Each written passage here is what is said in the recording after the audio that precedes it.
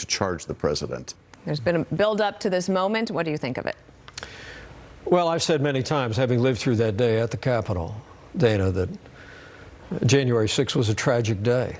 But thanks to the courage of law enforcement, the violence was quelled. We reconvened the same day and finished our work under the Constitution of the United States. But I must tell you, from very early on, I've been disappointed in the partisan nature of the Select Committee on Capitol Hill. I mean, to have a committee that was literally appointed in its entirety by the Democrat Speaker of the House really violates the history and tradition of the Congress of the United States. You may not remember, in 2007, I was the ranking member on a select committee that looked into voting irregularities that had taken place on the floor of the Congress.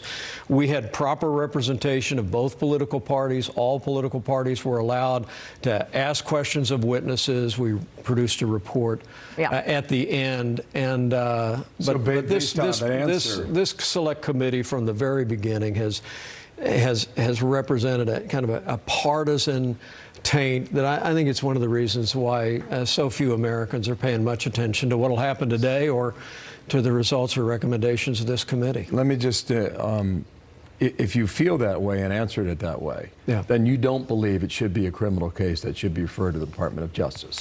Is that what you're saying? Well, I wrote this in my book, that how many times Adam Schiff said that there was evidence of collusion with Russia. 2.5 years we listened to Adam Schiff talk about evidence that he had seen that was never there. But let me be very clear about this point. Congress has no formal role in Justice Department decisions. So they can make recommendations today. But when it comes to the Justice Department's decision about bringing charges in the future, I would hope that they would not bring charges against the former president. I don't, look, as I wrote in my book, I think the president's actions and words on January 6th were reckless. But I don't know that it's criminal to take bad advice from lawyers. And so I hope the Justice Department is careful. There might be criminal referrals on that too. Well, right, so we'll see on that. Well, but Dana, I want to say, I hope the Justice Department understands the magnitude of the very idea of indicting a former president of the United States. I think that would be terribly divisive in the country at a time when the American people want to see us heal.